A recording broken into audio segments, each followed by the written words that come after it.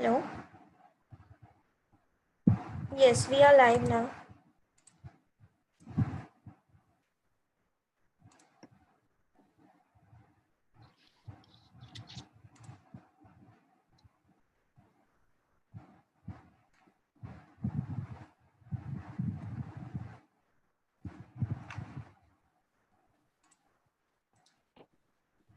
Hello everyone. Welcome you all to IPA UNICEF WHO webinar on children and immunization during COVID-19.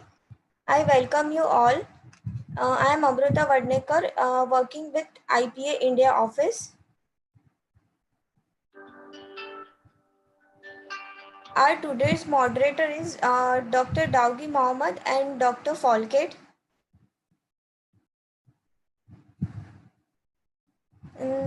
Our today's speakers, Dr. Antoinette, Dr. Mohammed,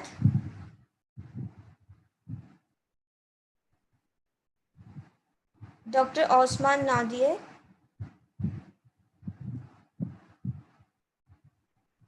Dr. Richard Migo.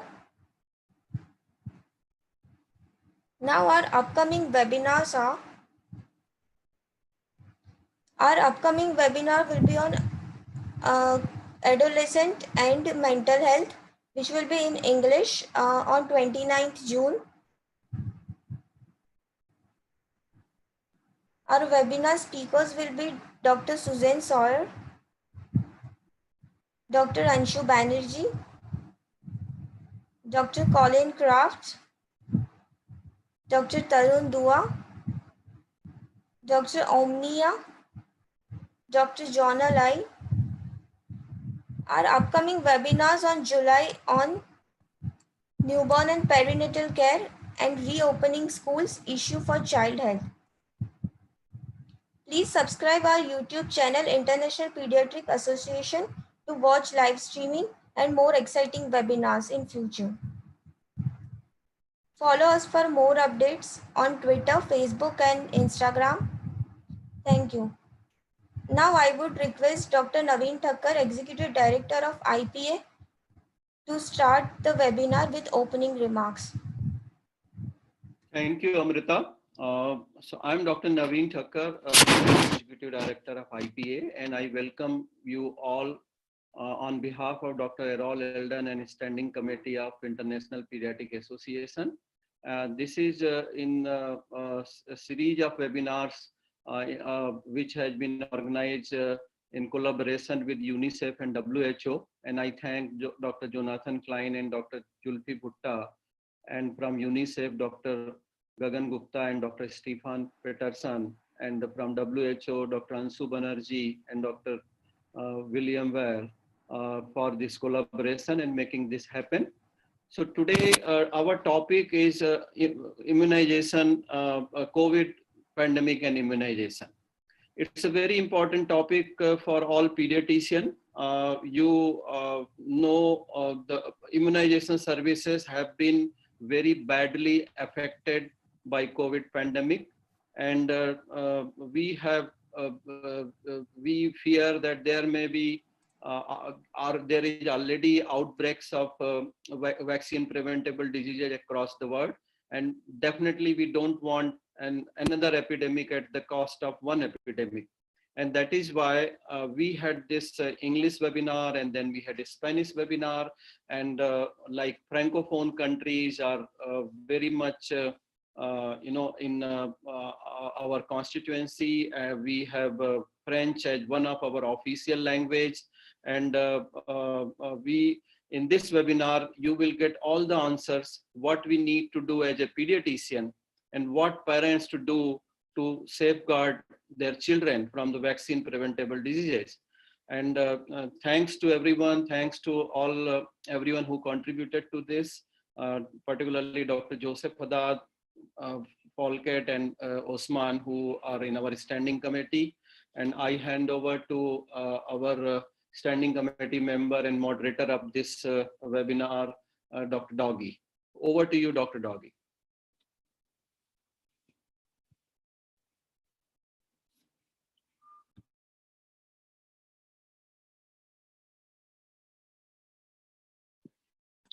Ahmed, prends le micro. OK. Bonjour tout le monde.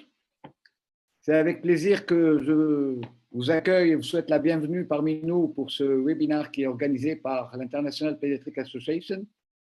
Je me présente, je suis le professeur Doaji Mohamed de Tunisie. Je suis le président de la Société tunisienne de pédiatrie et membre élu.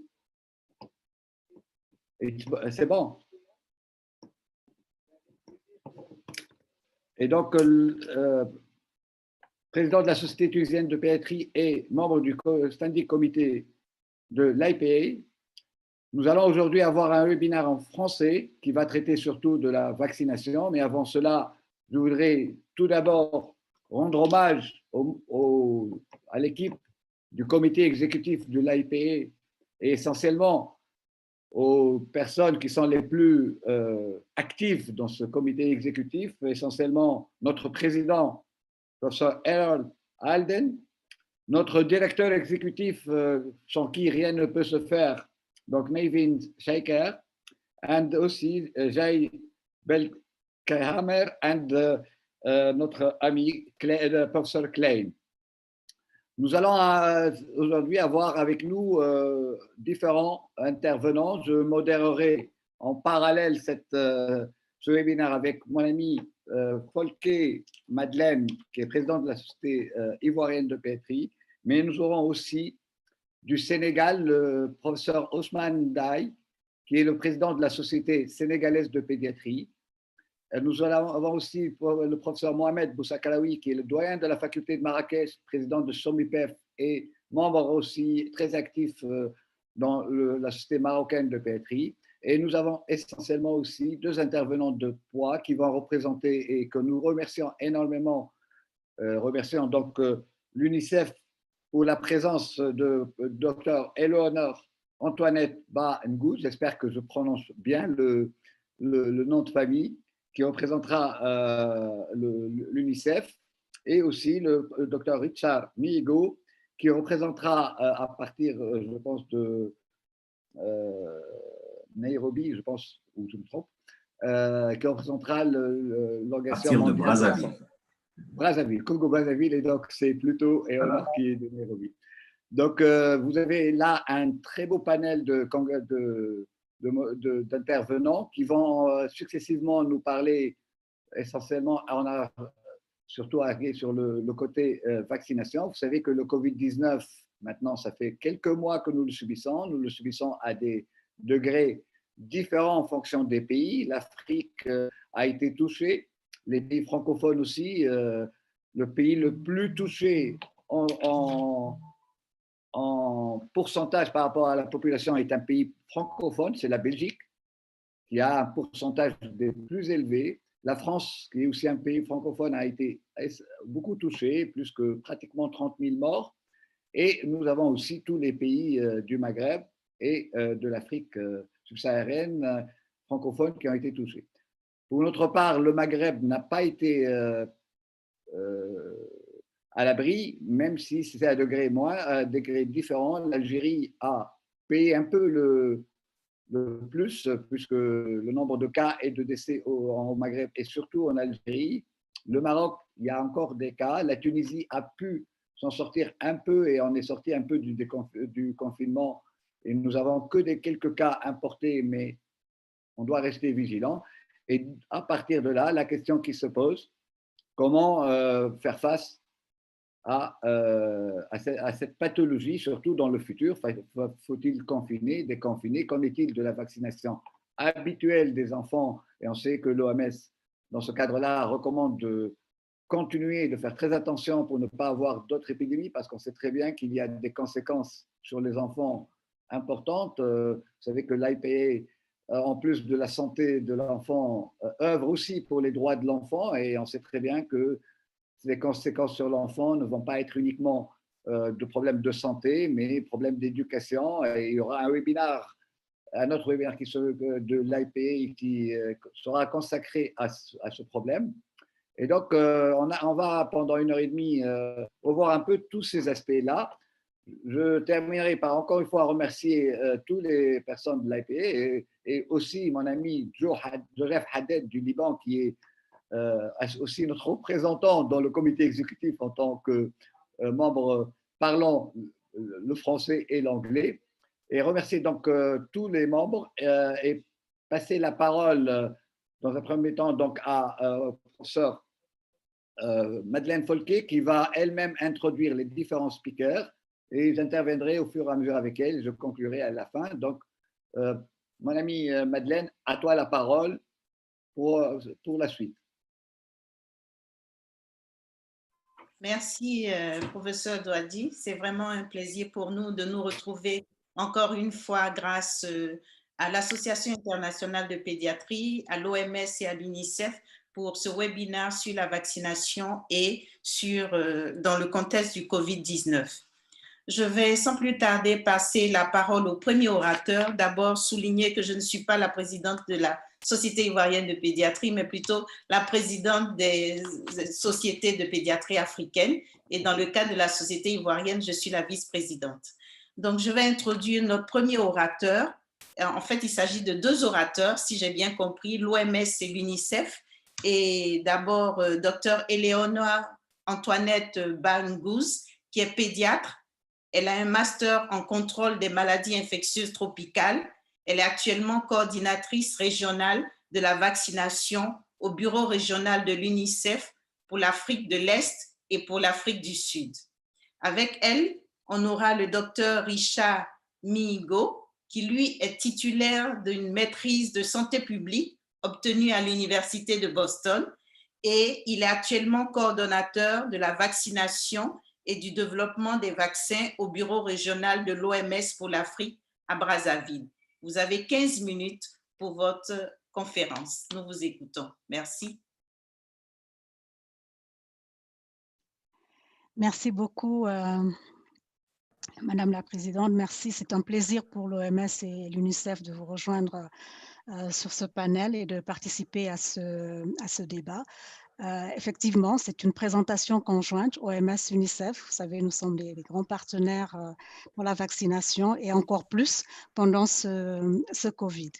Alors moi, je vais juste faire une introduction de quelques minutes et Richard va ensuite aller plus en détail. Richard, si tu veux partager ton écran, s'il te plaît.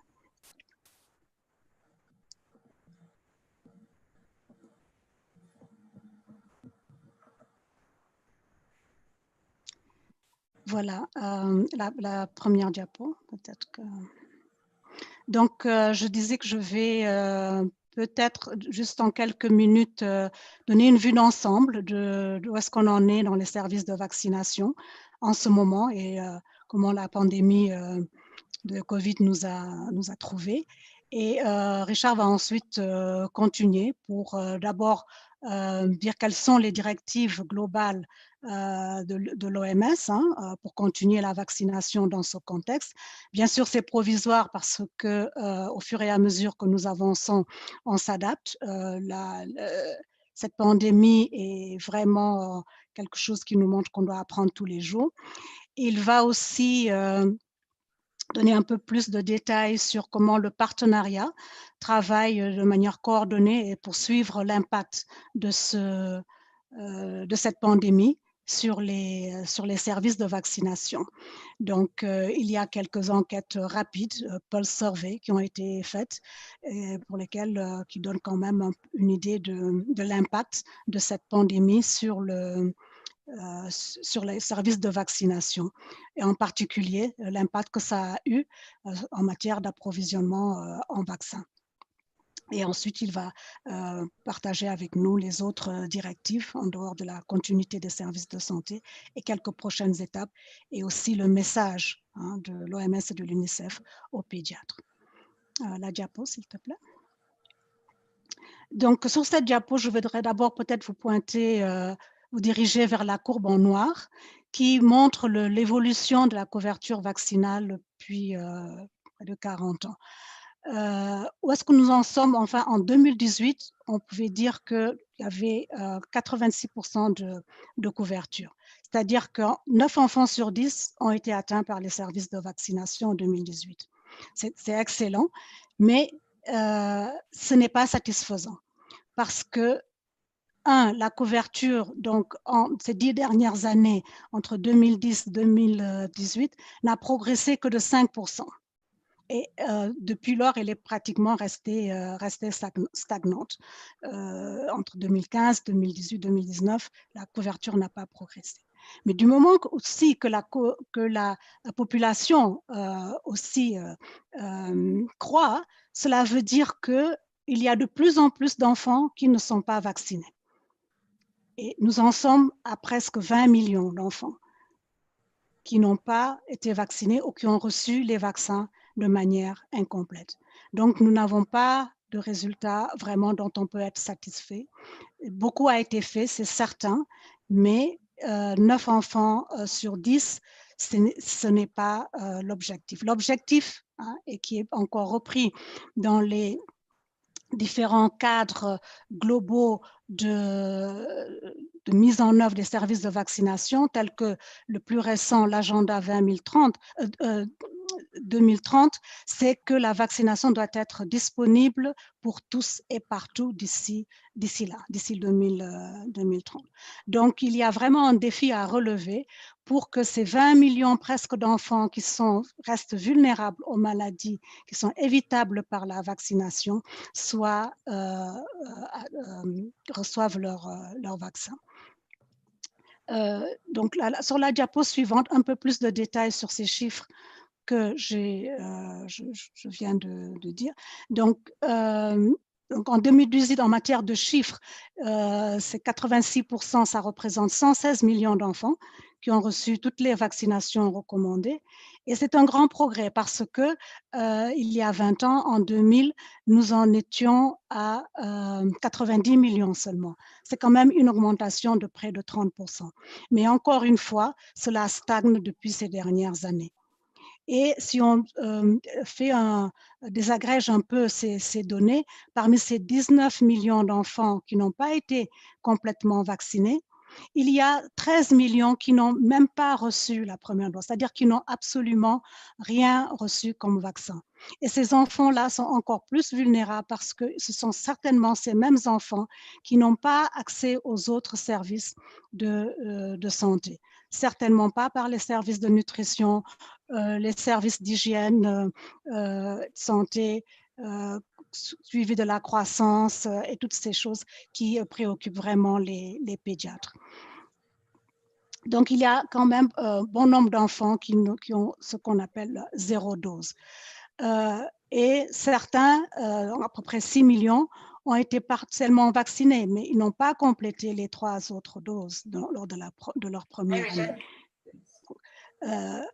Sur la diapo suivante,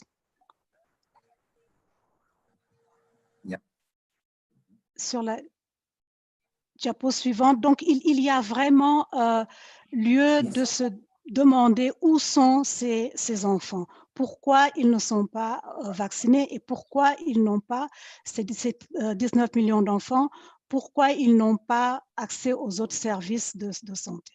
Alors, il y a un groupe d'études qui est coordonné par l'OMS, l'UNICEF, Gavi, la Fondation Bill & Melinda Gates, pour essayer de vraiment regarder de manière approfondie quels sont les déterminants de cette situation qui font qu'il y a des enfants qui restent complètement en dehors des services de santé. Et donc, leur catégorisation pointe vers 3 grosses catégories. Ceux qui vivent dans les zones urbaines défavorisées. Et nous savons que dans nos pays, dans les pays en développement, les villes se développent très, très vite, mais il y a beaucoup de marginalisés. Ensuite, les communautés qui vivent dans des endroits éloignés ou bien les populations nomades. La 3e catégorie sont les populations qui vivent dans des conditions de conflit. Donc, et en fait, il y a dans chaque pays et entre les pays de grandes variations, mais par exemple en RDC et en Éthiopie, ce sont ces pays où il y a le plus grand nombre d'enfants qui ne reçoivent rien comme vaccination dans les zones rurales. Au Nigeria, dans les zones en conflit, le Nigeria a le plus grand nombre d'enfants qui ne reçoivent pas de vaccination dans ces zones-là. Il y a aussi des contraintes liées au genre et aussi à d'autres barrières pour les parents ou les personnes qui ont à charge les enfants. Donc, tout ceci appelle, en même temps que on considère l'impact de COVID, de garder à l'esprit qu'il y a dans ces stratégies post-COVID et pendant COVID, de regarder certains contextes vraiment spécifiques parce que la réponse doit être adaptée au contexte. Alors, je laisse donc maintenant Richard nous dire d'abord les grandes recommandations de l'OMS et d'autres perspectives de l'OMS. Merci, Richard. Oui, merci beaucoup, Antoinette, pour cette introduction. Comme vous le savez, la région africaine et l'Afrique en général a été frappée par la pandémie à la COVID depuis le mois de février. Mais nous avons vu une généralisation de la situation pratiquement dans tous les pays vers le mois de mars, ce qui a mis non seulement à l'arrêt les services de vaccination, mais également la plupart des soins primaires de santé et la plupart des soins essentiels. La vaccination n'a pas été épargnée. Et la plupart des pays dans cette lutte contre la COVID ont pris des restrictions assez fortes, y compris la fermeture des frontières, la restriction des voyages à l'intérieur des pays, ou même l'instauration des couvre-feux et de restrictions importantes de mouvement. Donc, tout ceci a eu un impact important sur la mise en œuvre des activités de vaccination. Et lorsqu'on regarde à ça et on ajoute la peur qu'avaient certaines populations à fréquenter les formations sanitaires, il est clair que nous avons commencé à voir une déperdition dans l'utilisation des services de santé. Donc, au niveau de l'OMS, nous avons élaboré des guides de vaccination dans le contexte de la COVID qui s'articulent principalement sur 3 axes majeurs. Premièrement, c'est de continuer. Nous avons, en travaillant avec nos partenaires et particulièrement l'UNICEF, demandé à ce que les pays continuent de pratiquer la vaccination comme faisant partie intégrante de soins de santé primaires. Et ici, nous parlons de la vaccination de routine. Deuxièmement, et de continuer les services, mais dans la mesure du possible, mais d'ajuster les modalités de mise en œuvre pour s'assurer que cela ne contribue pas à l'épidémie de la COVID, avec, bien entendu, gardant toujours à l'esprit le principe de base de la médecine de ne pas faire de mal. Donc, de poursuivre les services de routine conformément à la distanciation physique qui est recommandée aujourd'hui, aux bonnes pratiques d'hygiène, mais également à la protection des agents de santé pour qu'ils ne soient pas contaminés eux-mêmes ou qu'ils soient peut-être facteurs de contamination pour les autres. Nous avons recommandé la suspension temporaire des campagnes de vaccination de masse. Comme vous le savez, la plupart des pays, à cause de ce que Antoinette vient de montrer, la faiblesse des services de vaccination, organisent de temps en temps des services de vaccination de masse, soit des activités de prévention ou même des activités de réponse aux épidémies. Donc, ces services qui, généralement, demandent à ce que beaucoup de gens se mettent ensemble, ont été considérés comme des facteurs de risque potentiels pour la propagation de la COVID. Et nous avions recommandé à ce que cela soit suspendu de manière temporaire. Par contre, nous avons demandé à ce que les pays continuent avec la surveillance des maladies évitables par la vaccination et voir dans quelle mesure les systèmes de surveillance existants puissent contribuer à la surveillance de la COVID lorsque cela a été possible, de surtout surveiller et suivre la fourniture des vaccins et d'autres produits annexes. Mais nous allons voir dans les diapositives suivantes quel est l'impact que la suspension des vols internationaux a eu comme impact sur l'approvisionnement en vaccins. de surveiller les interruptions des services, mais surtout de planifier l'intensification de la vaccination immédiatement après la levée éventuelle des restrictions sociales de la COVID, comme nous commençons à le voir dans la plupart des pays. Donc, tous les pays, malheureusement, c'est pratiquement tous les pays en Afrique qui ont été touchés par la COVID, devront nécessiter divers degrés d'intensification, y compris la mise en œuvre des activités de vaccination supplémentaires qui ont été suspendues. Je tiens à souligner ici que pour la réponse ou la riposte aux épidémies en cours, malheureusement, comme vous le savez, il y a beaucoup de pays qui avaient déjà des épidémies de rougeole en cours, qui ont déjà causé plusieurs centaines de décès chez les enfants. Nous avons recommandé à ce que la réponse à ces épidémies soit étudiée d'abord en privilégiant le risque et bénéfices que cela importe. Mais comme certains pays, les épidémies étaient encore de la COVID localisées dans les grandes agglomérations des capitales, là où au niveau local et périphérique, cela était possible de continuer à pratiquer ces activités de riposte. Donc, un certain nombre de documents d'orientation sur la vaccination dans le contexte de la COVID ont été élaborés, notamment les soins de santé communautaires, y compris la sensibilisation et les campagnes dans le contexte de la COVID. Un document encore très important que nous avons produit, c'est des mesures pratiques pour assurer la continuité des programmes d'éradication de la poliomyélite mis en œuvre dans le contexte de la COVID. Je pense que vous avez tous suivi la semaine passée que la Commission régionale de certification pour la poliomyélite a analysé les dossiers des 4 pays restants, le Nigeria, la République centrafricaine, le Cameroun et le Sud-Soudan. Et les 4 documentations de ces pays ont été acceptées par la Commission régionale de certification de la polio, ce qui fait que la région africaine pourrait être certifiée libre de poliovirus sauvage, nous espérons au mois d'août, lors du comité régional de l'OMS qui se tiendra de manière virtuelle au mois d'août.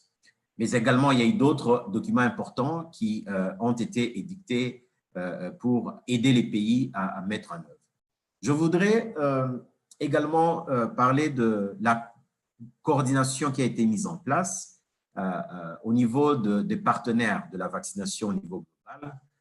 Et cette coordination qui est assurée par l'OMS, l'UNICEF, Gavi, mais également tous les autres partenaires, vise notamment à travailler ensemble pour voir dans quelle mesure, pendant cette période de COVID, nous pouvons d'abord partager et coordonner les informations, faire un bon suivi et une interprétation des données afin d'aider les pays à prendre les bonnes décisions dans cette période difficile, mais surtout de voir les possibilités de programmes de vaccination à l'ère post-COVID.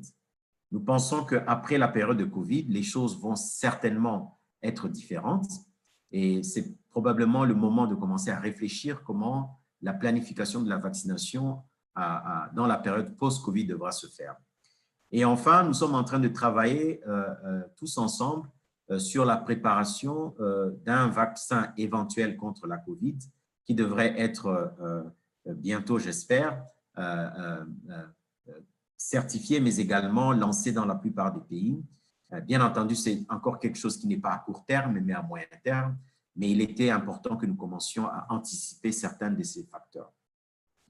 Alors, permettez-moi juste de vous présenter la situation au niveau global, mais dans notre région, d'une étude que nous avons menée dernièrement avec nos collègues de Gavi, l'UNICEF et Sabin Vaccine Institute, où nous avons essayé de demander sur un échantillon pas nécessairement représentatif, sur 107 pays, quel était l'état de la vaccination actuelle. Cette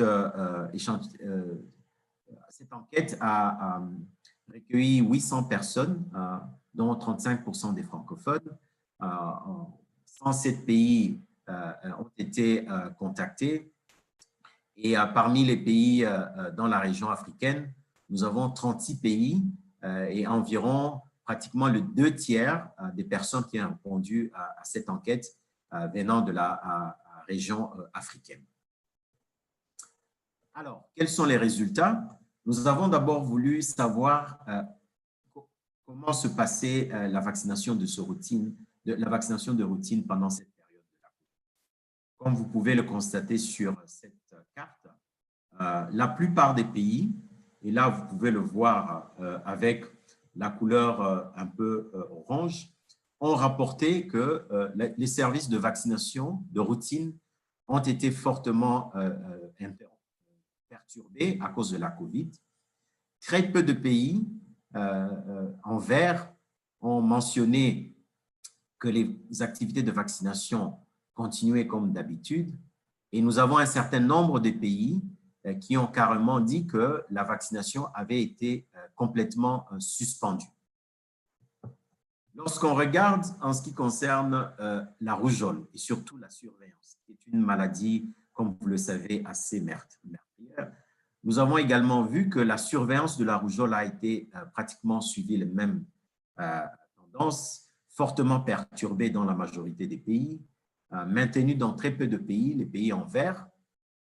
Mais comme on le sait, lorsqu'on ne fait pas de surveillance, c'est-à-dire on ne prélève pas d'échantillons pour le laboratoire, c'est très difficile de savoir l'ampleur de la maladie.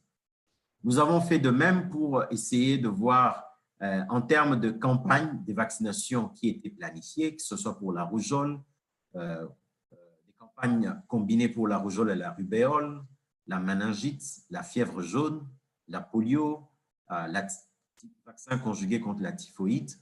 Et pratiquement, lorsqu'on regarde les pays africains, beaucoup de pays ont dit que les campagnes de vaccination ont été fortement perturbées, si pas carrément annulées.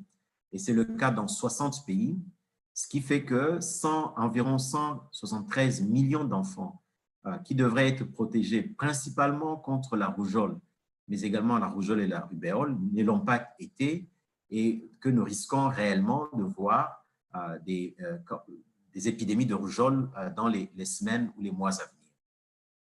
Alors, quels ont été les constats majeurs pour les problèmes qui ont été liés à la demande des services de vaccination? Premièrement, comme vous le savez, il y a eu beaucoup de rumeurs qui se sont propagées au niveau des réseaux sociaux en ce qui concerne la vaccination ces derniers temps, et surtout dans notre espace francophone en Afrique. Beaucoup de pays ont subi une forte campagne de désinformation contre la vaccination, surtout après, comme vous le savez, les incidents malheureux de chercheurs français.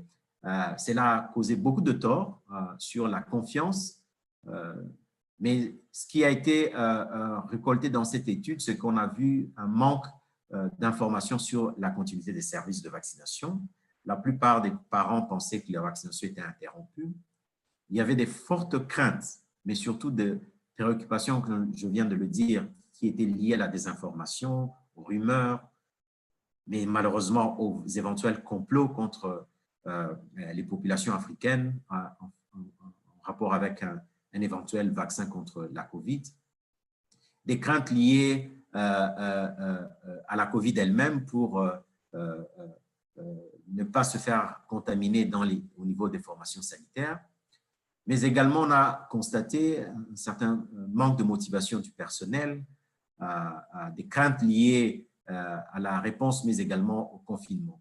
Et tout ceci dans un environnement où les équipements de protection personnelle étaient manquants, la formation du personnel dans la prévention de l'infection carrément insuffisante, ça avait réellement perturbé la mise en œuvre des activités de vaccination.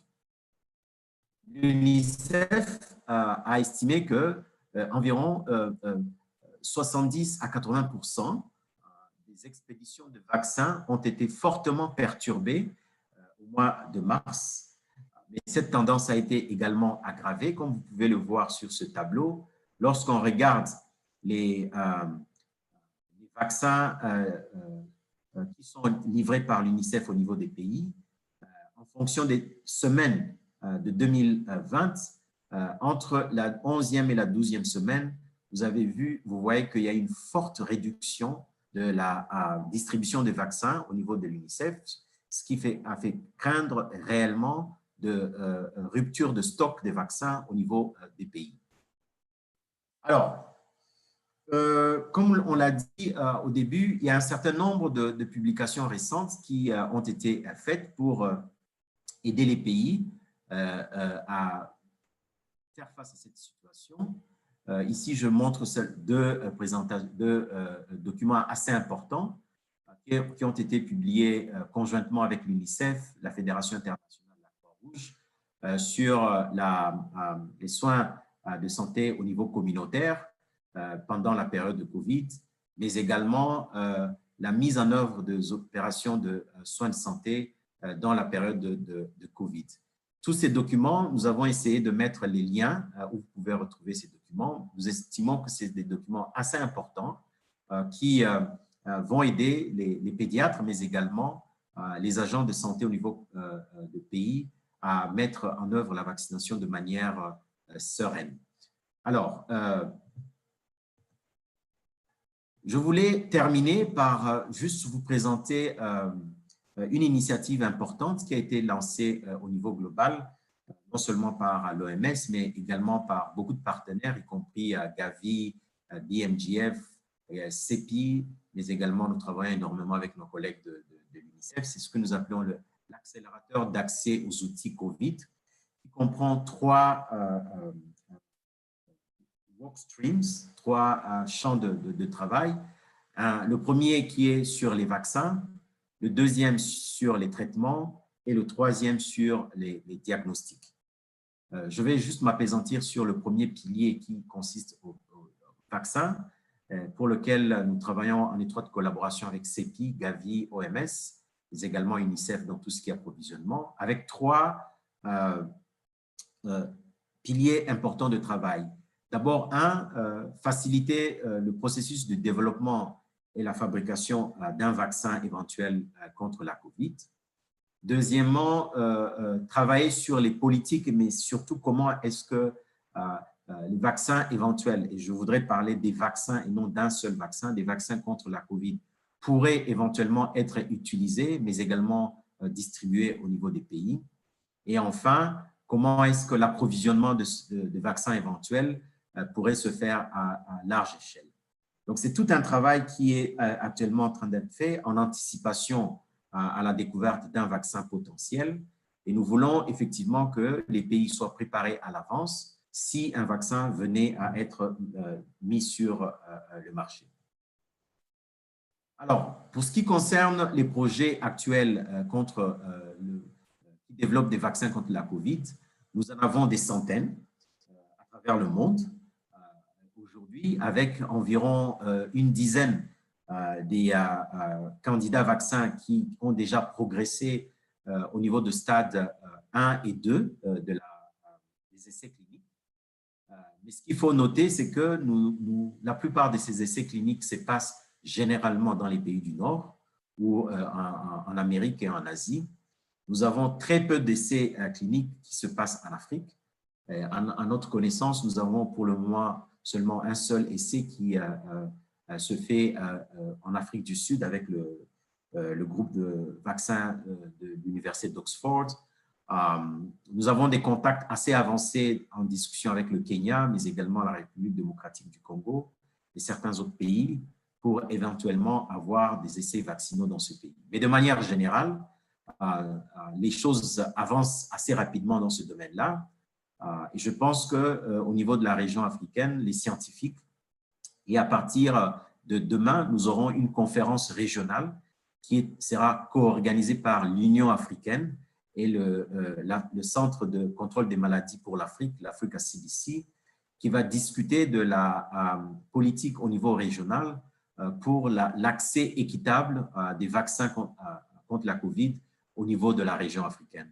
Je voudrais réellement vous appeler, si possible, de participer à cette conférence virtuelle qui va voir les décideurs au niveau du continent africain discuter de l'accès et de la distribution équitable de vaccins au niveau de la région africaine.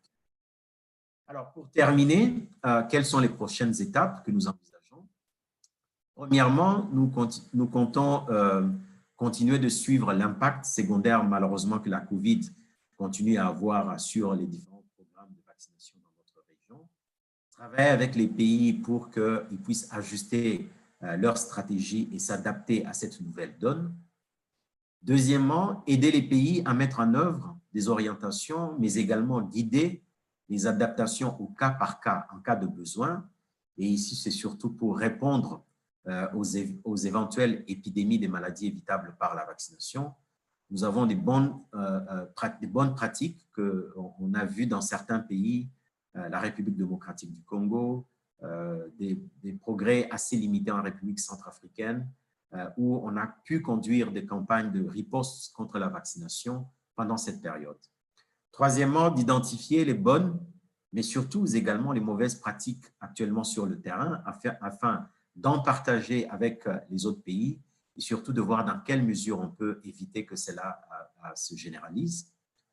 Quatrièmement, de soutenir la planification, mais également la disponibilité des approvisionnements en vaccins et surtout la mobilisation de ressources pour une reprise rapide des services et des activités de rattrapage.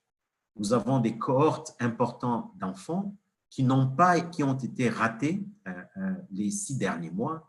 Et il est important que les activités de rattrapage puissent se mettre en place dans les meilleurs délais pour essayer de rattraper tous ces enfants qui ont raté leur vaccination de routine.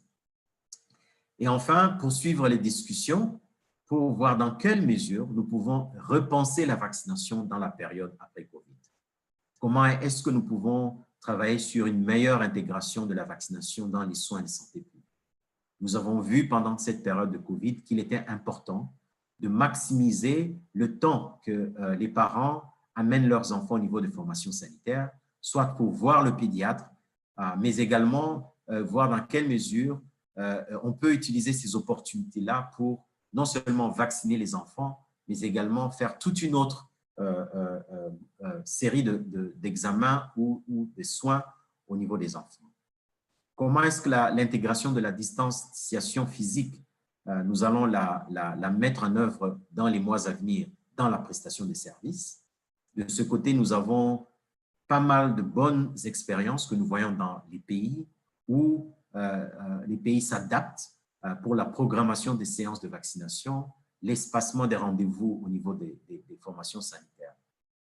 Troisièmement, des tentatives pour essayer de garantir la sécurité au niveau des prestataires, mais également des parents.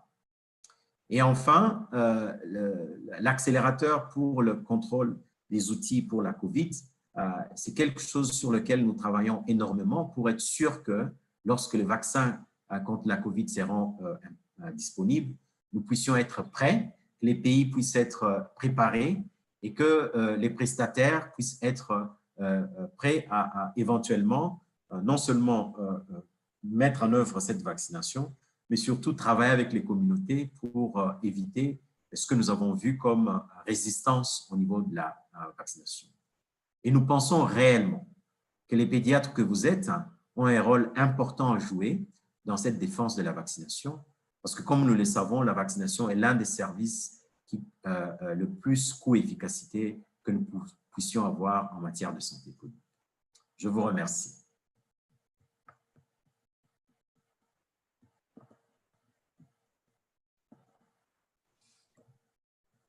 Merci les deux conférenciers de l'OMS et de l'UNICEF, Dr Éléonore et Dr Richard. Merci pour les informations données sur la vaccination dans ce contexte de COVID-19. Et je comprends que vous aviez 30 minutes de présentation puisque c'était 15 minutes chacun. Le deuxième orateur est le professeur Ousmane Diaye. Il est pédiatre. Il est chef de service de pédiatrie à Dakar. Il est président de la Société sénégalaise de pédiatrie et il est membre du bureau exécutif de l'Association internationale de pédiatrie. Je fais fi de tous les autres titres. Cher professeur Ndiaye, cher aîné, vous avez 15 minutes pour votre exposé. Je vous remercie. Merci beaucoup au professeur Folke. Merci également au professeur Mohamed Bouadji, mon ami. Donc, c'est vraiment un réel plaisir que j'interviens dans ce panel qui est consacré à la vaccination. Et pour cela, je remercie l'Association internationale de pédiatrie qui nous donne cette opportunité d'échanger avec le monde francophone. Merci aussi à Joseph Haddad, qui a voulu que je parle non seulement de la prévention des maladies évitables, ça veut dire la vaccination, le programme élargi, mais il m'a donné comme dessert également de parler de l'épidémie paludisme, la prévention du paludisme dans ce contexte de COVID-19. Et je pense que ce sont deux questions importantes puisque le paludisme et les maladies évitables par la vaccination sont des affections qui sont cause de mortalité chez les enfants de moins de 5 ans. Donc, qu'est-ce qui se passe?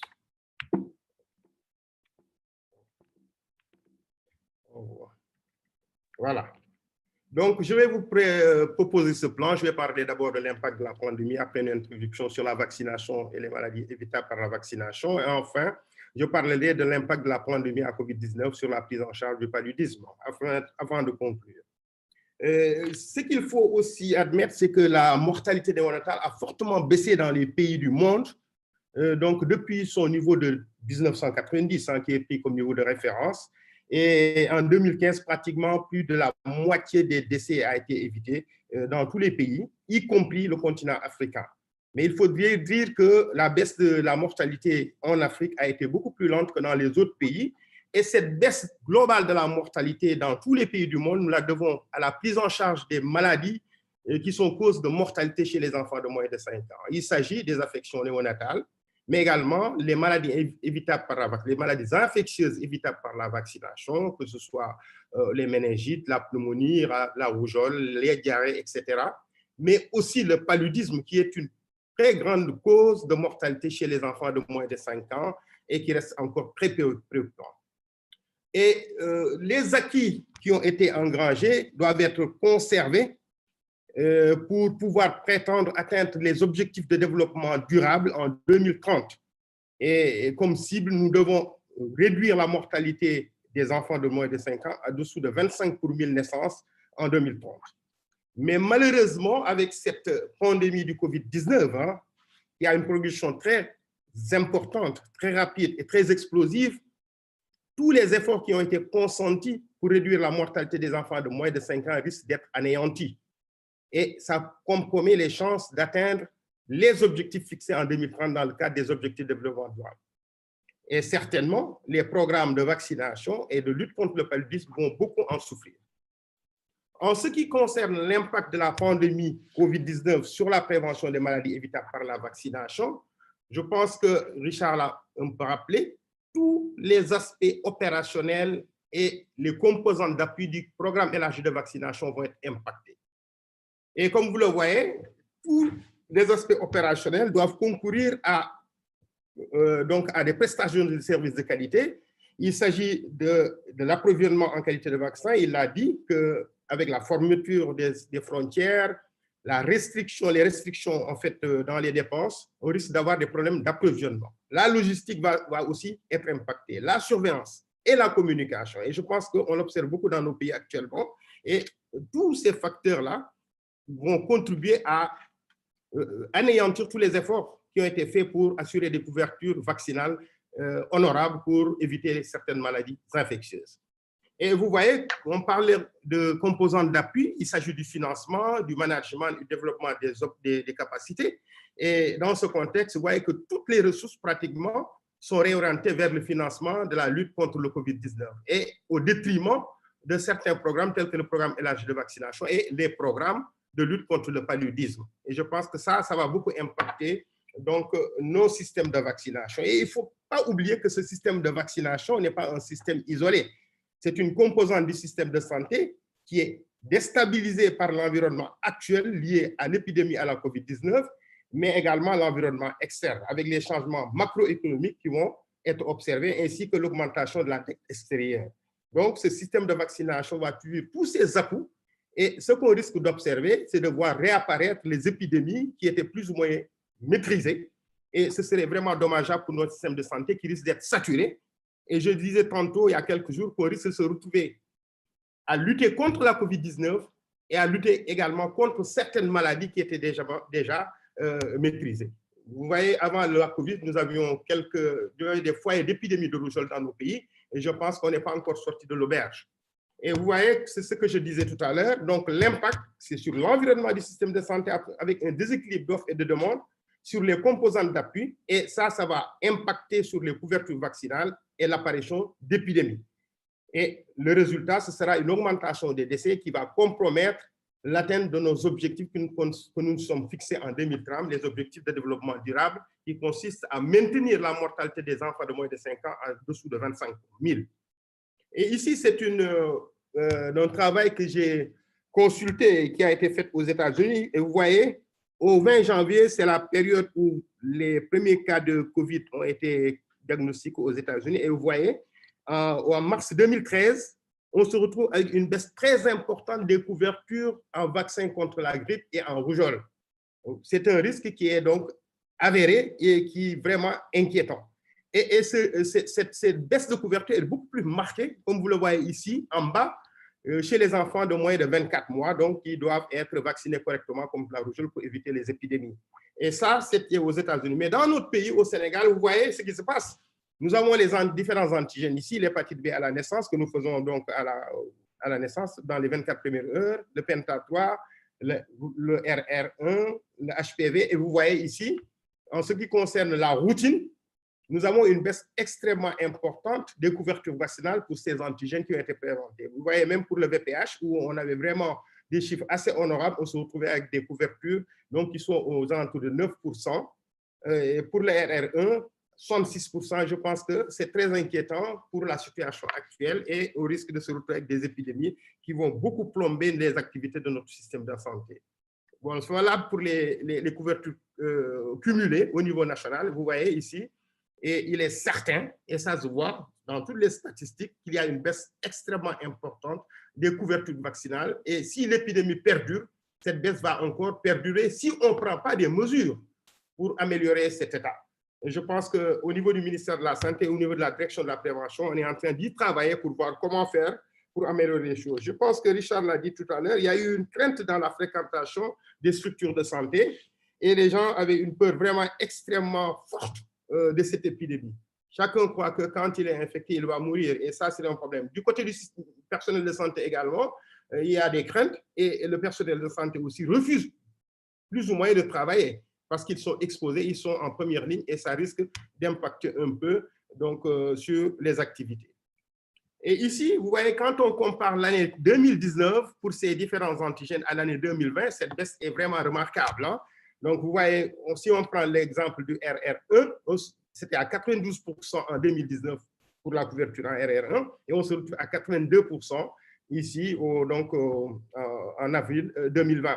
Donc, c'est une baisse relativement importante. Et donc, ça aussi, c'est une situation qu'il faudra analyser de façon assez profonde et essayer de voir quels sont les problèmes et d'essayer de les résoudre, donc chemin faisant.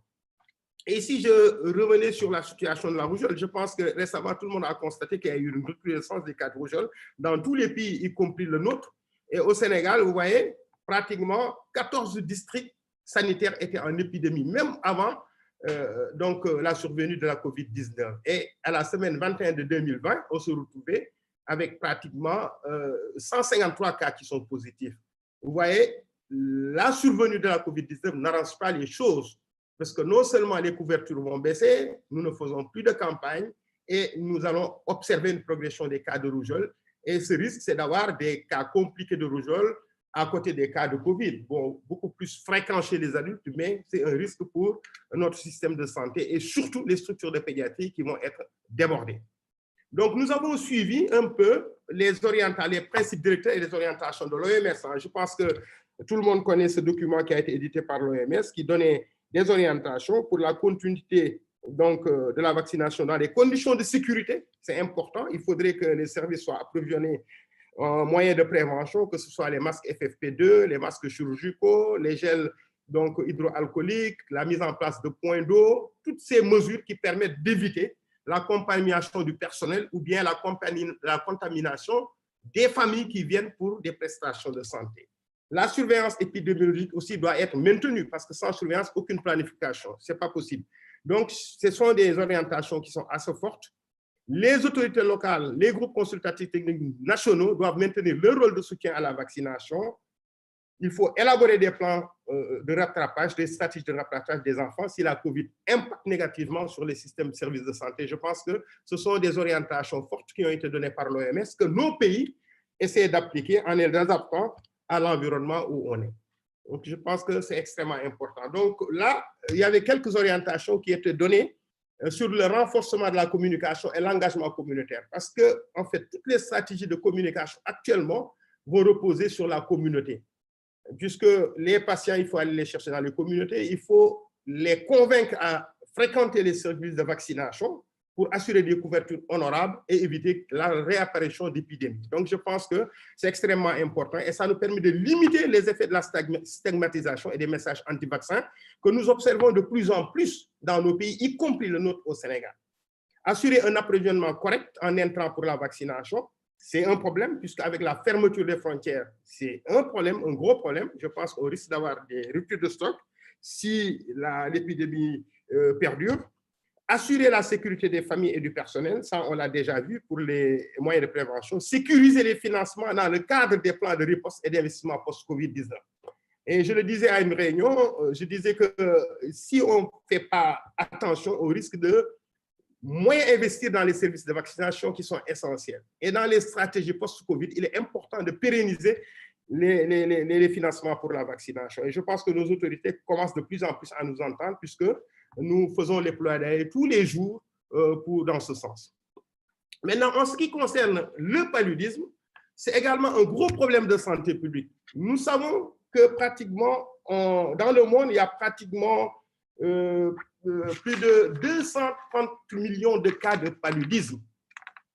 Et 93% de ces cas surviennent en Afrique subsaharienne et en Asie du Sud-Est. Et vous le voyez ici sur cette diapositive à gauche, où vous voyez que l'Afrique subsaharienne est la zone la plus touchée au monde.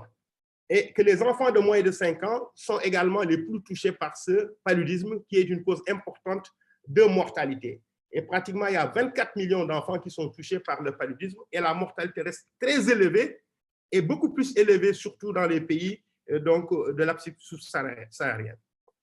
Et malgré vraiment les efforts qui ont été faits de prévention, je pense qu'on est encore dans une tension extrême en ce qui concerne la prévalence du paludisme, puisque les chiffres n'ont pas trop bougé. Si on compare les chiffres de 2017 aux chiffres de 2018, en 2017, il y avait 231 millions de cas et en 2018, on est à 228 millions de cas. Donc, ça veut dire qu'il y a encore des efforts à faire en ce qui concerne la prise en charge et la prévention du paludisme. Donc, comme vous le voyez, en Afrique subsaharienne, 27 pays concentrent 85% des cas de paludisme et des décès liés au paludisme. Ces pays sont listés ici, je ne vais pas les lire toutes, mais vous voyez que c'est extrêmement important et certains pays comme la Côte d'Ivoire, le Kenya, le Mali, le Bénin en font partie. Au Sénégal, nous avons pu réduire la prévalence du paludisme. En 2010, notre part de paludisme au niveau de l'Afrique subsaharienne était de 6%. Là, on est à 1%. Et nous avons observé une baisse extrêmement importante des cas de paludisme. Mais il y a beaucoup encore à faire, puisqu'il ne faut pas prendre ses lauriers pour en faire des oreillers. Et en ce qui concerne les mesures qui ont été prises au niveau mondial, ces mesures ont été orientées par la stratégie technique mondiale de lutte contre le paludisme 2016-2030. Donc, il comporte 3 piliers que vous voyez là, avec 2 composantes d'appui. Le pilier 1, c'est de garantir l'accès universel à la prévention, au diagnostic et au traitement du paludisme. Le pilier 2, c'est d'accélérer les efforts vers l'élimination et l'obtention du statut exempt de paludisme. Et le pilier 3, faire la surveillance du paludisme une intervention de base. Avec des éléments d'appui, tels que mettre à profit l'innovation et développer la recherche, c'est important parce qu'il faut de la recherche pour la prévention, y compris la recherche vaccinale, favoriser un environnement propice donc pour la lutte contre le paludisme, avec des objectifs qui ont été définis, des objectifs intermédiaires en 2020, 2025 et en 2030, au moins réduire les taux de mortalité au paludisme au plan mondial par rapport à 2015 de 90%, réduire l'incidence du paludisme par rapport au niveau de 2015 de 90% en 2030, éliminer le paludisme au moins dans 135 pays et éviter la réapparition de ce paludisme-là. Et les activités qui sont mises en œuvre, tout le monde les connaît. Hein, c'est la lutte antivectorielle avec la distribution de moustiquaires imprégnés, les campagnes de pulvérisation intradomiciliaire, la pneumoprophylaxie de la femme enceinte et la chimoprévention saisonnière, le traitement préventif intermittent chez les patients, les enfants dans les zones à forte transmission, la prise en charge des cas et supportée par la formation, la supervision, l'approvisionnement des articles essentiels pour la lutte contre le paludisme, la notification et la surveillance des cas, la communication et l'engagement communautaire. Autant d'activités qu'il faut mener donc de façon permanente pour réduire la mortalité et la morbidité liée au palu qui malheureusement va être interrompue ou bien altérée par cette épidémie qui n'a pas fini de se propager. Et l'OMS a modéliser un peu les risques qui sont liés à l'interruption des services envers la prévention du paludisme en prenant 9 scénarios, des scénarios qui sont du moins sévère à des scénarios qui sont les plus sévères. Et vous voyez ici, si on prend le scénario qui est le plus péjoratif, scénario 9, pas de campagne de distribution de moustiquaires imprégnés d'insecticides à longue durée d'action. Donc, dans tous ces scénarios, il n'y a pas de campagne de distribution du fait de la COVID-19. Donc, dans ce dernier scénario, pas de campagne, pas de distribution continue de moustiquaires et pas d'accès au traitement effectif anti-paludisme. Ça, c'est dans les situations vraiment où il y a des ruptures extrêmement importantes. Et dans ce scénario que je vais prendre comme référence, si donc, on est dans cette situation. Vous voyez, en Afrique subsaharienne, sur les dernières barres, la mortalité risque d'augmenter de 22% par rapport à son niveau actuel. Et c'est valable pour tous les pays de l'Afrique subsaharienne. Vous voyez ici l'augmentation prévue du pourcentage de décès en Afrique subsaharienne, ici, pour ce scénario 9, de 99%. Et si on prend le cas du Sénégal, avec ce scénario 9, on risque d'avoir 8058 décès supplémentaires, en sachant que 23% des décès surviennent chez les enfants de moins de 5 ans. C'est valable pour le Bénin, où les prédictions donnent 14 000 décès, avec 87% des décès qui surviennent chez les enfants de moins de 5 ans. Vous voyez que c'est extrêmement important, donc ces enfants payent le plus lourd tribut. C'est valable également pour la République démocratique du Congo, où le nombre est encore beaucoup plus important, avec des décès de 88 412 donc, personnes prévues, 89% des décès qui sont survenant chez les enfants de moins de 5 ans. Donc, nous avons pris donc, pour nous certaines orientations de l'OMS pour essayer de limiter les effets de l'épidémie à COVID-19. Ces orientations sont contenues dans un document donc, que nous avons consulté, essayé d'en tirer quelques aspects. Donc, il faudra maintenir l'accès et le recours aux moustiquaires imprégnés d'insecticides. Donc, une discussion qui doit être organisée pour éviter les grands rassemblements, respecter la distanciation physique des distributeurs et des bénéficiaires. Je pense que ça, c'est quelque chose de générique qu'on doit appliquer non seulement pour le paludisme, mais pour tout ce qui est stratégie de lutte contre la mortalité chez les enfants de moins de 5 ans. Assurer la poursuite des pulvérisations d'insecticides, ça également, je pense, une stratégie à maintenir, encourager les populations en général à avoir rapidement recours aux soins, assurer l'accès aux services de gestion des cas dans les établissements de santé et les communautés avec confirmation du diagnostic, assurer le traitement des cas confirmés de paludisme, assurer la continuité des services préventifs planifiés normalement, fournis à des populations spécifiques, telles que la chimioprévention du paludisme saisonnier pour les jeunes enfants et les traitements préventifs intermittents chez le nourrisson. Et enfin, maintenir les structures et les systèmes de base de la lutte contre le paludisme, donc, et les renforcer pour constituer un élément central de la lutte contre la COVID-19. Gestion et planification des programmes, chaîne d'approvisionnement en produits, système d'information, communication et mobilisation, et suivre les meilleures pratiques en matière de prévention et de contrôle de la COVID-19, protéger le personnel et les demandeurs de soins. En conclusion, je dirais que la pandémie actuelle est une menace sérieuse sur les activités et stratégies et programmes visant à améliorer la survie de l'enfant. Parmi les activités les plus impactées font partie le PEV, le programme élargi de vaccination, et les programmes de lutte contre le paludisme. Il existe un risque certain de recrudescence des maladies infectieuses évitables par la vaccination et du paludisme pouvant entraîner une hausse de la mortalité infantile. Des stratégies adaptées doivent être mises en œuvre dans ce contexte pour maintenir les acquis et limiter les effets négatifs de la COVID-19. Je vous remercie de votre attention.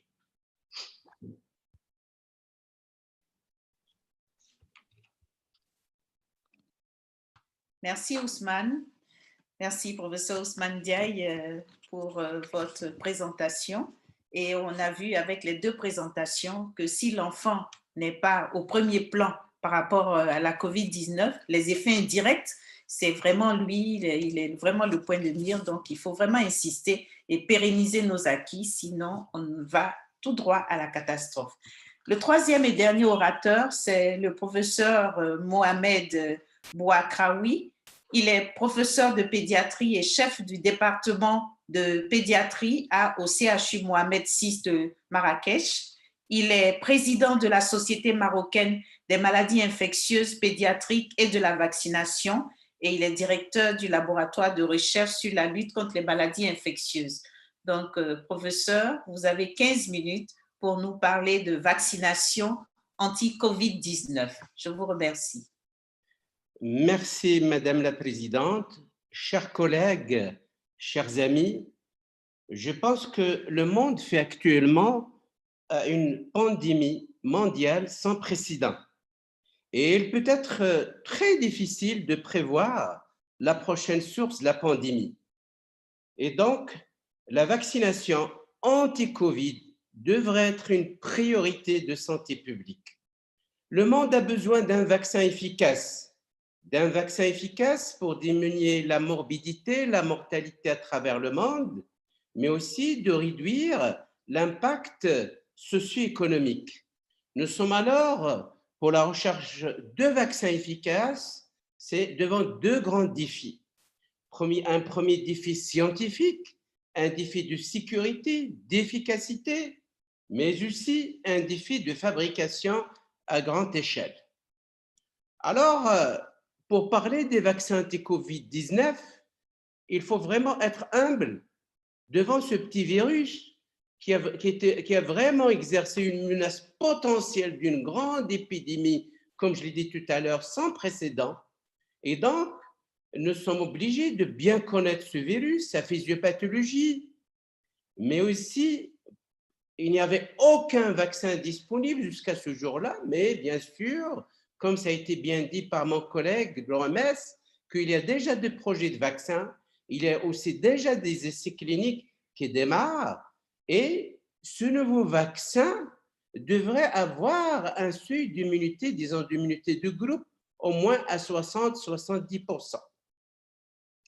Alors, pour toute infection émergente, toute maladie émergente, rapidement, les scientifiques, les chercheurs se précipitent pour trouver un vaccin. Mais pour la COVID-19, eh ben, le virus a été il y avait le séquençage en quelques jours. Nous avons obtenu la carte génomique de ce COVID-19, de cette COVID-19. Alors finalement, pour les autres, il fallait parfois plusieurs années avant, même 20 ans, 30 ans, pour connaître la carte génomique. Donc vraiment, la technologie innovante de fabrication de vaccins a vraiment beaucoup évolué. Alors, pourquoi est-il aussi compliqué de développer un vaccin contre la COVID-19? D'abord, comme vous le savez, il y a 4 coronavirus qui peuvent donner des infections bénignes, mais il y avait déjà le SARS-CoV qui est responsable en Chine en 2002, et puis il y avait le MERS-CoV en 2012 au Moyen-Orient, et puis il y avait le cousin de SARS-CoV-1 qui est le SARS-CoV-2 qui donne des infections sévères, de pneumonie, d'infections sévères. Et donc, normalement, ce virus va être inhalé et il peut être stoppé au niveau de la muqueuse orale par les moyens de défense. Et à ce moment-là, on peut avoir aucune symptomatologie comme on peut avoir des signes, des symptômes oraux. Mais parfois, et malheureusement, ce virus va exercer presque un aura cétoconique et donner une maladie générale, une véritable atteinte de poumon au niveau des vaisseaux qu'on soit, d'accord, qu'ils soient au niveau du rein, au niveau du cerveau, partout, et peuvent donner des dégâts vraiment, d'accord, difficiles à prendre en charge. Et donc, l'idée, c'est d'aller chercher un vaccin, oui. Ce vaccin qui devrait stopper tout ça. Mais ce n'est pas toujours évident. Avoir un vaccin qui va tout normaliser, qui va être entre parenthèses stérilisant, ce n'est pas toujours évident. Et peut-être l'histoire du vaccin contre la grippe va se répéter. On va aller chercher à trouver un vaccin qui va un peu prévenir les complications, d'accord, et pas un vaccin d'une efficacité modeste déjà va être un vaccin d'un grand exploit. Alors, pourquoi toujours il est difficile de développer un vaccin? Oui, ça a pris beaucoup de temps, mais déjà des vaccins sont en cours de développement, démarrage d'un certain nombre d'essais cliniques, mais ça va nécessiter encore plusieurs mois et il faut démontrer son efficacité et sa sécurité, mais aussi il faut que ça soit vraiment disponible en quantité suffisante pour répondre aux grands besoins. Et puis, l'administration, la discussion, est-ce qu'il faut donner à la population générale ou bien à une population à haut risque qui risque de développer des complications comme les obèses, comme les sujets âgés, ou bien aux sujets exposés comme les blouses blanches, etc. Alors, très rapidement, pour mieux comprendre ce problème de fabrication de vaccins, vous savez que le virus, la COVID-19, et là, il y a une protéine S, une glycoprotéine qui est très importante et c'est là où les recherches se déroulent. C'est cette glycoprotéine qui intéresse essentiellement les chercheurs, les scientifiques. Et vraiment, cette glycoprotéine S qui constitue les clés pour pénétrer, pour que le virus pénètre dans la cellule en se fixant sur ce fameux récepteur AC2. Et puis, voilà quelques pistes. Ce virus, avec sa fameuse protéine S, va se fixer sur AC2, mais bien sûr, cette fixation est activée par une autre protéine, la TMPRSS2. Et puis, c'est toujours cette fameuse glycoprotéine S. Elle est composée d'une sous-unité S1 et une sous-unité S2. S1 va aider le virus à se fixer sur le récepteur et S2 va aider le virus à fusionner avec la membrane et pénétrer à l'intérieur de la cellule. Bien sûr, voilà, ce virus qui paraît tellement joli, avec en rouge, la glycoprotéine S, ces spicules de pointe, et puis tout ce qui est violet, ce sont des protéines, plutôt des anticorps neutralisants que tout bon vaccin devrait produire en quantité suffisamment significative.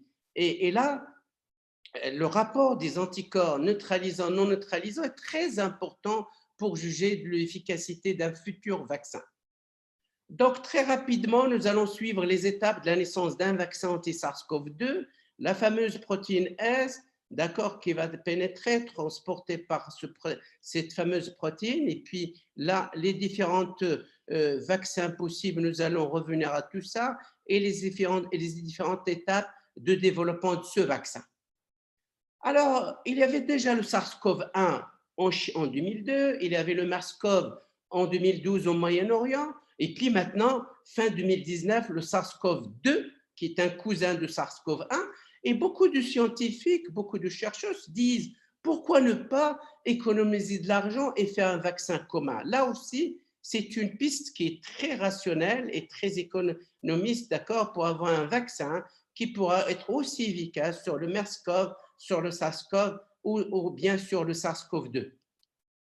Alors, les techniques et les stratégies de fabrication de vaccins, voilà notre fameux vaccin, qui va se fixer, sur la C2, va entrer, il y aura une réplication et puis il y aura une exocytose. Mais je vous montre ce schéma essentiellement pour vous dire qu'il y a différentes stratégies de fabrication de vaccins, des vaccins atténués, des vaccins nucléiques et aussi des vaccins sous-unitaires. Et puis, fabriquer un vaccin pandémique, ce n'est pas la même façon que fabriquer un vaccin contre la rougeole, contre le pneumocoque ou autre. Regardez, les différentes étapes ne sont pas les mêmes. La durée et les raccourcis pour les vaccins anti-Covid. Et aussi, vous allez avoir différents vaccins. vous avez les vaccins inactivés, mais pour vous, il faut démontrer qu'ils entraînent moins d'effets secondaires. Vous allez avoir aussi des vaccins sous-unitaires, mais il faut qu'ils aient une bonne immunogénicité, mais aussi avoir des vaccins nucléiques comme ARN, ADN, mais pour vous que ce sont des nouveaux vaccins. Sur le plan théorique, ça reste très séduisant, mais jusqu'à ce jour-là, il n'y a pas encore de vaccins ADN ou ARN. Et puis, voilà, un certain nombre de vaccins sont toujours en cours de développement, d'accord? Et là, il y a des vaccins, comme je viens de le dire, entiers, sous-unitaires, ADN, ARN, et ces vaccins en cours de développement, il y en a qui ont atteint la phase 1-2 ou carrément la phase 2, et je passe très rapidement, comme j'ai pas le temps, il y a l'utilisation dans la fabrication de vaccins de cellules transgéniques exprimant l'antigène, il y a aussi des vaccins à ARN messager, et puis il y a même la voie de se concentrer sur l'immunité muqueuse, pourquoi pas. C'est finalement pour vous dire que ces vaccins vont passer par différentes étapes d'essais cliniques, mais à chaque étape, il y a un taux d'échec. Et là, fabriquer un vaccin traditionnel, comme le vaccin contre la rougeole, le méningocoque, le pneumo, ce n'est pas la même manière que fabriquer un vaccin pandémique comme l'anti-Covid. Regardez, traditionnel, ça prend plus de temps, alors que fabriquer un vaccin, encore une fois, pandémique, ça prend moins de temps. Et donc, à côté de ce paradigme opposé la fabrication d'un vaccin pandémique à un vaccin habituel, rappelons que finalement, pour les boîtes qui fabriquent le vaccin, il y a différentes étapes, mais il y a toujours un risque financier. Ils vont s'engager dans la fabrication de vaccins. Est-ce que ça va disparaître totalement, ce virus, ou ça va reprendre? Dans la conception des essais, puisque ça devrait être un peu différemment, un peu plus raccourci, plus souple, et la coordination qui devrait être très étroite entre l'OMS, l'UNICEF, les boîtes de fabrication de vaccins, différents pays qui investissent, etc. Donc voilà un vaccin dont on est déjà comparé, d'accord, l'injection de ce vaccin avec le placebo. Regardez comment ça suscite plus d'anticorps que le placebo. Bien sûr, la difficulté d'induire de bonnes réponses vaccinales chez les personnes vulnérables. Déjà, rappelez-vous l'histoire de la grippe qui va se reproduire. Déjà, fabriquer un vaccin efficace, c'est le sujet normal, ça pose des soucis, mais le défi sera-t-il un peu plus grand à fabriquer un vaccin très efficace? C'est le sujet vulnérable, comme les sujets âgés et les obèses, les déficits immunitaires, etc. Et très rapidement, le risque d'un vaccin qui augmente la sévérité de la COVID-19 n'est pas exclu. Rappelez-vous que la COVID-19 est encore mal connue et ne cache toujours des choses mystérieuses qu'on n'a pas encore bien compris avec cette maladie sévère, avec cet orage. C'est iconique dans les maladies sévères qu'on ne peut pas parfois sauver avec les grands moyens de réanimation, mais aussi il y a des risques possibles que le vaccin va fabriquer plus d'anticorps facilitants qui ne vont pas inhiber la pénétration du virus dans la cellule. Attendons donc les essais chez les animaux, mais aussi chez les volontaires sains. Eh bien, quand les vaccins sont-ils disponibles, il faut une production de vaccins à large échelle. Mais la technologie, elle est très complexe. Il faut construire des usines pour fabriquer plus de vaccins. Et même, il y a certaines sociétés qui commencé à fabriquer des vaccins, même avant même que les étapes de sécurité, de tolérance n'ont pas encore terminé. Et le délai, il est au moins 12-18 mois pour être réaliste. Et donc, il est nécessaire de produire de façon massive, rapide, mais à un prix abordable, un vaccin pour que le monde entier en profite, aussi bien les pays du Nord et aussi les pays du Sud. Pour terminer très rapidement, Madame la Présidente, le BCG, un facteur protecteur contre la COVID-19, eh ben, on a beaucoup parlé de ce rôle protecteur. Les effets positifs de vaccins non spécifiques sur le système immunitaire ont été connus dans certaines maladies de médecine interne, dans la lèpre et autres. effets indirects sur les infections, autres infections dont je vais en parler, ou le cancer de la vessie. Il y a moins de mortalité que nous avons constaté dans les pays sud par rapport aux pays nord, mais les essais en cours ne doivent nous émettre de réserve parce que déjà c'est un vaccin qui n'est pas assez fabriqué à travers le monde et il y aura un risque de pénurie que peuvent nous confirmer les gens de l'OMS. Et donc, pour mieux comprendre ce rôle de vaccin BCG, s'il est injecté, il y a ce qu'on appelle une reprogrammation épigénétique des monocytes. Ça va stimuler ces cellules d'immunité. Et donc, si il y aura une production d'interleukines, de TNF, d'interleukines lors de l'infection virale ultérieure, ça a été connu pour le VRS, pour la grippe, pour l'herpès, mais reste à démontrer, d'accord, pour le SARS-CoV-2. Et pour terminer, bien sûr, cette immunité entraînée induite par le BCG peut-elle offrir une protection contre la COVID-19 lorsqu'il y a émergence d'un nouveau pathogène comme le COVID-19? Les gens parlent d'essais cliniques, d'induction d'une immunité innée. Et donc, en attendant le développement d'un vaccin spécifique de la maladie émergente, le BCG peut-être, ça peut être aussi une alternative pour stimuler l'immunité, activer l'immunité et diminuer les infections, d'accord, et donner une protection partielle. Et donc, pour terminer, chers collègues, chers amis, quelle perspective pour la vaccination anti-Covid? Eh bien, on va dire, oui, fabriquer des vaccins, il risque d'arriver trop tard. Mais les gens parlent de vagues secondaires, mais il faut vérifier vraiment leur réelle authenticité pour peut-être parler de vaguettes, de clusters, parler aussi possible que la COVID-19 va se transformer en maladie endémique et saisonnière. Ce vaccin va servir aussi parce que, regardez, le coût de la distanciation sociale et de confinement, son impact sur le plan social, économique et psychique. Aussi, le monde a besoin de développement d'un vaccin efficace, mais il faut être très prudent. Les anti-vaccins, ils attendent juste un faux pas pour un petit peu pour attaquer les vaccins.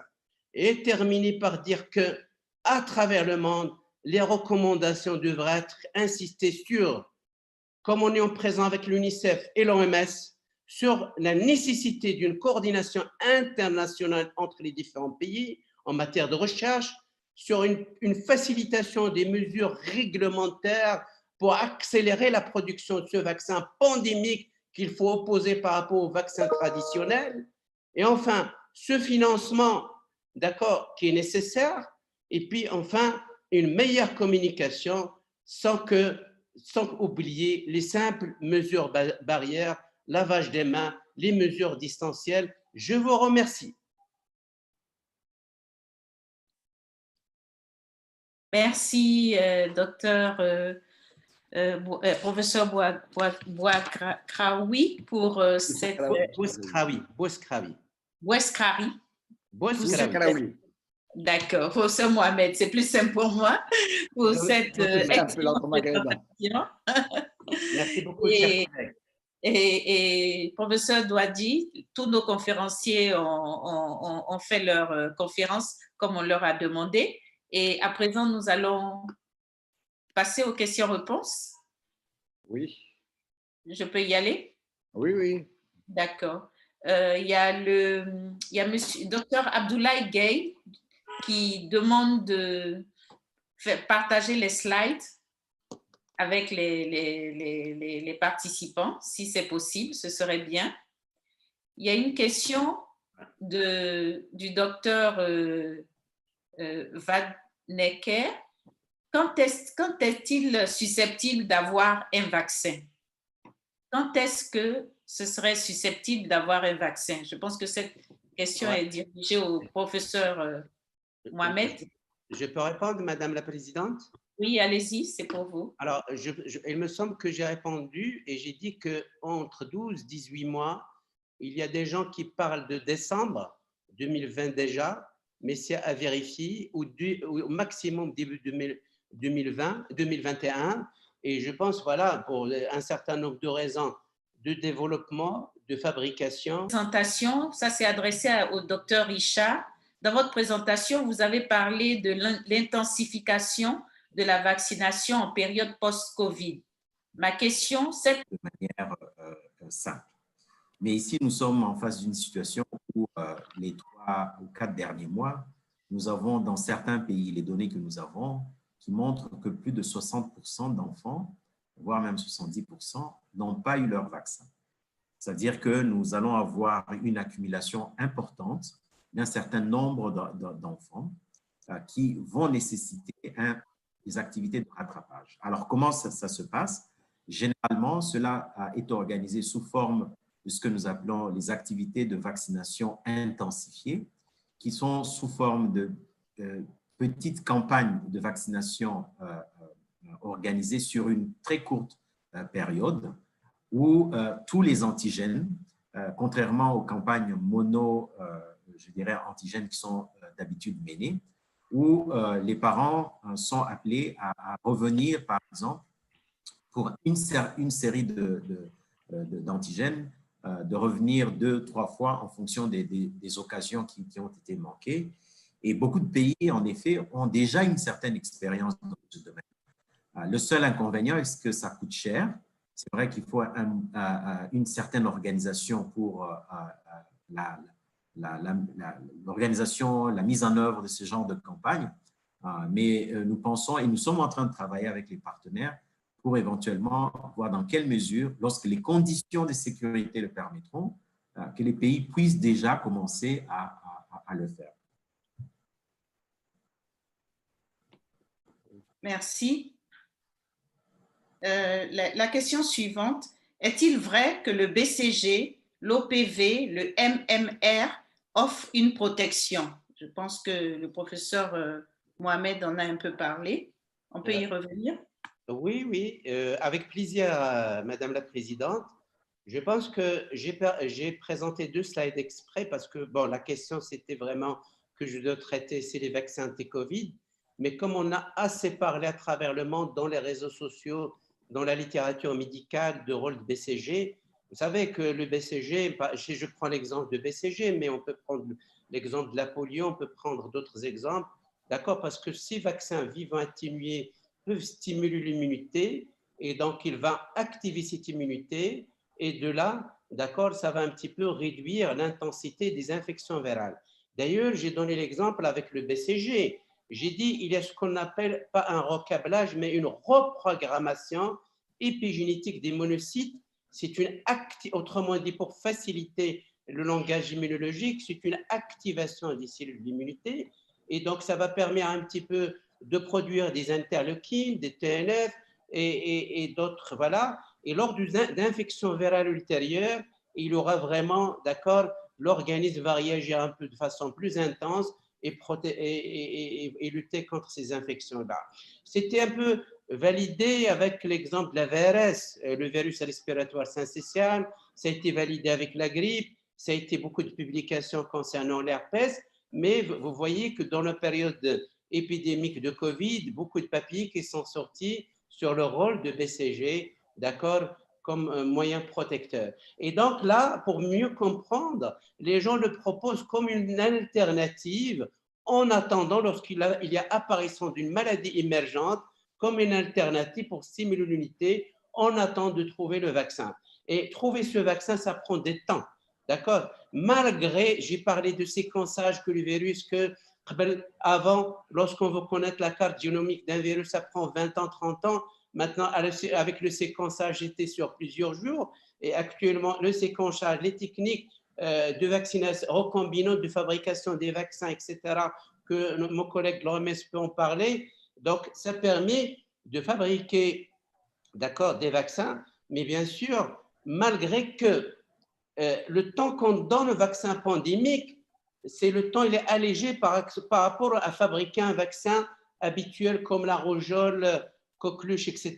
Malgré tout ça, il faut observer un certain nombre de mois avant de voir le premier vaccin qui va apparaître et bien sûr juger de son efficacité. Un point très important sur lequel j'ai insisté, c'est qu'il faut bien s'assurer que c'est un vaccin efficace, sécuritaire. parce que les anti-vaccins, ils sont en train de remonter dans nos pays respectifs. Avant, on disait que les pays du Nord qui sont anti-vaccins, maintenant, nous commençons à avoir des cellules anti-vaccins. Et donc, il faut que ce soit vraiment un bon vaccin avant de le lancer. Voilà. Merci, madame. Merci. On va poursuivre avec une autre question. Donner un peu la position de l'OMS là-dessus. D'accord. Oui, allez-y. Oui. On a certainement tous suivi dans la presse et particulièrement dans la littérature scientifique le rôle du vaccin BCG qu'il pourrait avoir dans la lutte contre la COVID. Comme l'a si bien dit le professeur Mohamed, je pense que l'hypothèse de départ qui est d'ailleurs connue depuis un certain temps par beaucoup de personnes, c'est la protection non spécifique du vaccin BCG confère à certaines pathologies et surtout certaines infections de type viral. On a vu dans son exposé qu'éventuellement les populations qui ont reçu le BCG comparé à d'autres, il y avait une réduction non spécifique de toutes les causes de maladie. C'est sur base de cette hypothèse que certains chercheurs ont voulu savoir si éventuellement, contre la COVID, le BCG pouvait avoir un effet. Et chez les adultes surtout, il y a des essais cliniques, on le sait, qui sont en cours en Australie, aux Pays-Bas et d'ailleurs dans beaucoup de pays en Occident. Mais nous avons été très clairs au niveau de l'OMS que pour le moment, nous n'avons aucune évidence qui montre que le vaccin contre le BCG protégé contre le coronavirus, le Merck SARS-2, mais également, et j'étais content de le voir dans le slide du professeur, que l'utilisation du BCG, qui est un vaccin malheureusement qui est produit dans des quantités très limitées, si tout le monde s'est rué sur ce vaccin, ça pourrait créer une pénurie assez importante contre ce vaccin qui est important pour nos pays. Donc, c'est vraiment important qu'on le souligne, que pour le moment, il n'y a aucune preuve que cela marche et que nous n'avons aucune évidence là-dessus. Merci. Parfait. Allez-y, Madeleine. Je vous laisse terminer les questions. D'accord. Une autre question qui s'adresse à tous les conférenciers. Est-ce que l'OMS et l'UNICEF travaillent déjà sur les problèmes d'équité après la disponibilité du vaccin anti-Covid pour l'Afrique, pour que l'Afrique ne soit pas oubliée dans la mise à disposition? Ça, c'est pour l'OMS et l'UNICEF. Hein? Ouais. Je peux peut-être commencer. Ma collègue Antoinette va y répondre. Je crois, je voudrais un peu rappeler, je pense qu'on se rappelle tous de la pandémie, d'ailleurs, à l'époque de H1N1 en 2009 et la problématique qui a eu lieu pour la vaccination contre H1N1. À l'époque, comme vous le savez, si vous vous rappelez bien, la plupart des pays du Nord ont immédiatement passé commande de tous les vaccins qui étaient disponibles sur le marché. Et les pays africains en général se sont retrouvés pratiquement sans aucun vaccin. Et Dieu merci, cette pandémie n'a pas eu l'ampleur qu'on prédisait à l'époque. Nous sommes dans un scénario complètement différent pour le moment. Alors, pour le moment, nous sommes dans une discussion, effectivement, d'abord, qu'on ne répète pas la tragédie de H1N1 que nous avons connue en 2009. Mais vous avez déjà vu que certains pays ont déjà commencé à acheter les vaccins qui ne sont même pas encore qualifiés. C'est pourquoi l'OMS, avec beaucoup de partenaires, a lancé ce que j'ai appelé l'accélérateur ACT, qui est effectivement un mécanisme pour essayer de voir dans quelle mesure la distribution d'un futur vaccin ou des futurs vaccins contre la COVID devra tenir compte, et d'ailleurs le docteur Tedros, notre directeur général, le dit tous les jours, d'un processus de solidarité globale. Demain commencera une conférence qui sera présidée par l'Union africaine, où la plupart des chefs d'État sont conviés, sur la problématique de l'accès équitable des vaccins contre la COVID en Afrique. Je pense que les dirigeants politiques maintenant se sont rendus compte que si effectivement un vaccin ou des vaccins devenaient disponibles, nous risquons de retomber dans le même piège qu'en 2009 avec H1N1 et qu'il était important qu'on lance un signal politique fort pour qu'un vaccin éventuel de la COVID soit disponible en même temps à tous les pays, de manière à ce que les groupes vulnérables ne soient pas atteints. Une dernière chose par rapport à ça, il est clair et net que lorsque le vaccin sera disponible, il ne pourra probablement pas être utilisé par tout le monde, parce qu'on n'aura pas sûrement des quantités suffisantes pour couvrir les 8 milliards de personnes qui existent. Certainement qu'un niveau de priorisation aux personnes vulnérables sera fait, peut-être en commençant par les agents de santé, les personnes avec des comorbidités, telles que nous le voyons aujourd'hui, qui sont fortement affectées par la maladie, de manière à avoir une certaine catégorisation de priorité des gens. Donc, voilà un peu les différentes pistes qui sont pour le moment à étudier, mais il est vrai que personne ne peut encore garantir comment ça va se passer, parce que les forces du marché risquent de jouer là-dessus, et c'est pour lequel l'OMS est en train de se battre pour effectivement que les pays en voie de développement ne soient pas laissés sur la touche. Merci. Merci. Bon, une autre question. Comment vacciner avec la distance physique entre l'enfant et le prestataire de soins? Ça s'adresse à tous. Bon, je pense que je suis peut-être mal fait comprendre. Hein. La vaccination avec la distanciation physique, je pense que, comme vous le savez, de manière traditionnelle, peut-être dans les cabinets de pédiatrie, généralement, la mère vient seule avec l'enfant, donc c'est plus facile de vacciner l'enfant, etc. Mais de manière générale, dans les séances de vaccination de routine, vous avez une situation où on a plusieurs familles qui amènent leurs enfants. Ils sont tous installés dans un endroit, ils sont assis à côté l'un de l'autre. Il y a une séance d'éducation communautaire qui s'est faite, des conseils nutritionnels, on passe à la vaccination. Ce qui est maintenant préconisé, c'est que, d'abord, le respect de règles de distanciation physique. Et j'ai des belles photos, malheureusement, vu le temps, on n'a pas pu les montrer, où les mères qui amènent leurs enfants ou les parents qui amènent leurs enfants s'assoivent réellement à distance. Ça, c'est un. Et deux, les agents de santé qui vont vacciner, bien sûr, c'est désinfectent les mains, portent une protection légère, etc. et vaccinent les enfants, non pas en groupe de manière amassée, mais de manière à ce que les gens qui viennent à la séance de vaccination sont assis, pas à vraiment serrer les uns les unes contre les autres. Voilà un peu ce que je voulais dire. Et ça se passe très bien. On a vu dans les cabinets, par exemple, des pédiatries, où les programmes sont échelonnés. Les gens viennent à des heures fixes pour éviter que les gens ne s'attroupent dans la salle d'attente. À vous. Si vous permettez, Madame la Présidente, j'aimerais parler de l'expérience marocaine dans ce sens-là. D'ailleurs, au début, lorsque la Covid a démarré, il y avait une chute de la vaccination parce qu'il y avait une peur des parents d'aller au cabinet, d'aller dans les centres de santé. Mais après, notre ministère tutelle et les sociétés savantes de pédiatrie, ils ont fait un très, très, très bon travail pour informer, sensibiliser les mamans, les parents. Et donc, nous avons pu rapidement remonter cette courbe de vaccination au Maroc.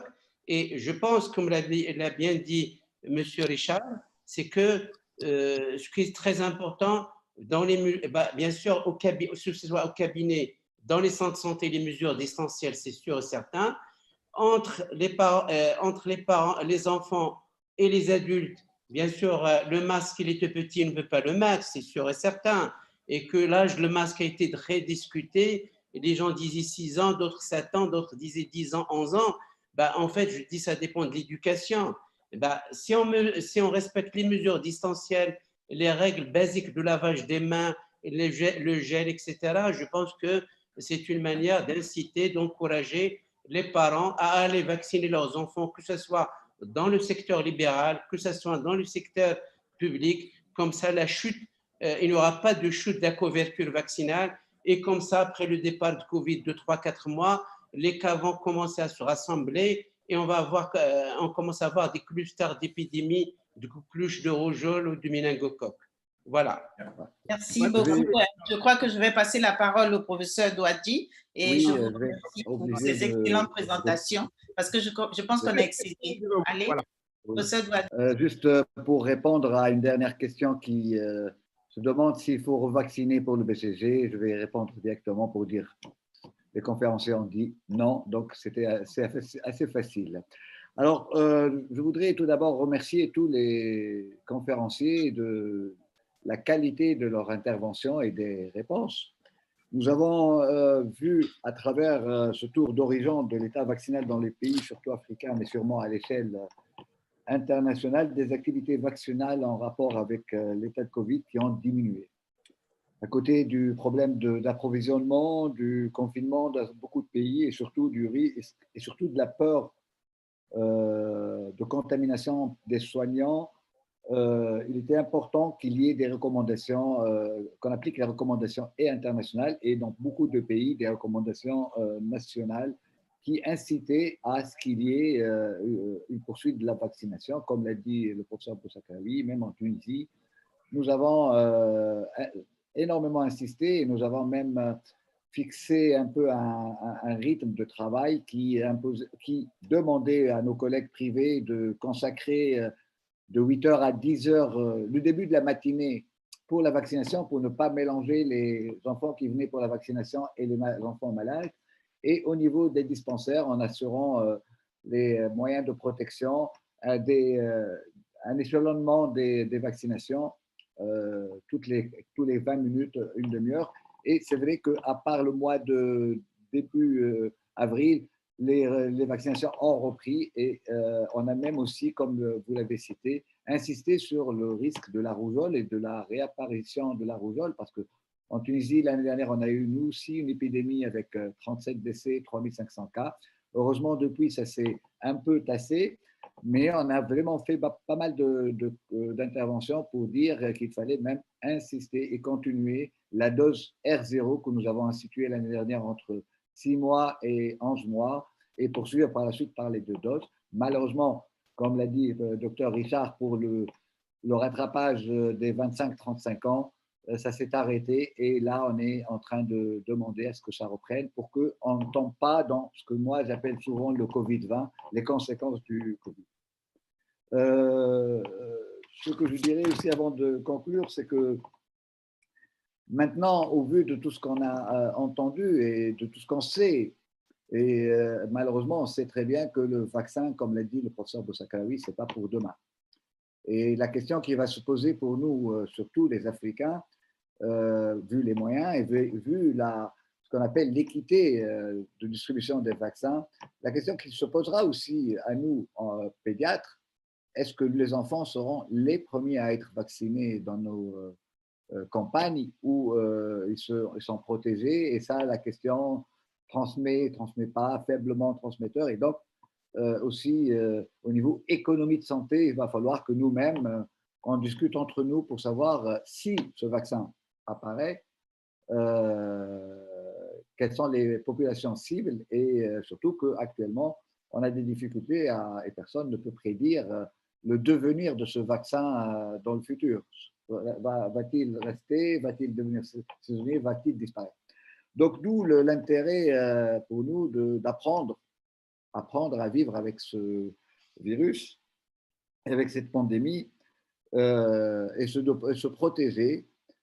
Et penser aussi, je terminerai par ces 2 phrases, penser aux conséquences néfastes du Covid-19 sur nos enfants, qui ne sont pas spécialement que virales, mais qui sont les écoles. Il y a un autre webinaire qui va être fait par l'IPA sur la scolarité, et là, ça pose problème, les suicides, les dénutrition et malnutrition dans pas mal de pays d'Afrique. Donc, tout ça devrait interpeller nos collègues de l'OMS et de l'UNICEF et nous-mêmes, les scientifiques ou experts dans les différents pays avec l'IPA pour réfléchir, et c'est très bien qu'il y ait des réunions dans ce sens-là pour discuter. Donc, au final, je renouvelle mes remerciements à ceux qui étaient présents avec nous. Je remercie de nouveau le comité exécutif de l'AIPA nous avoir offert cette opportunité avec que ce soit notre président Harold, Naving, John, Jay et Joseph. Merci à tous de nous avoir offert cette opportunité de nous retrouver. Merci aussi à l'OMS et à l'UNICEF de nous accompagner, puisque pratiquement dans pas mal de webinaires, que ce soit en anglais, en espagnol ou en français, on avait toujours des intervenants avec nous. Et j'espère qu'on a apporté un plus à ceux qui nous écoutent. Et je rappellerai que ce webinaire peut être toujours consultable sur YouTube et que je demanderai à nos différents partenaires, collègues de différents pays de le partager encore plus sur nos différentes pages personnelles et sur nos mails pour que ça touche beaucoup de monde. Vous savez, ici à Tunis, il était que 5 heures de l'après-midi, 17 heures, et c'est vrai que les gens travaillaient encore, donc il y a des gens qui vont se connecter n'ayant pas peur. Les gens se connecteront le soir, donc aidons-les à avoir accès à ces très belles informations. Donc, encore une fois, merci à tous. Merci à Navin. Thank you, Navin. Thank you. Thank you. Et à la prochaine. If you want to say something before we close. No, thank you so much. It was an excellent presentations and very good discussion. And I think, you have answered most of the questions. So thank you so much. And we will continue this series and we'll get back again next month with, mental health and adolescent webinar. Yes. Thank you. Thank you all. Goodbye. Okay. All right. Bye-bye. Slama. Allez, Mohamed. Bye. Richard. Madeleine, allez. Allez, à la prochaine. À bientôt.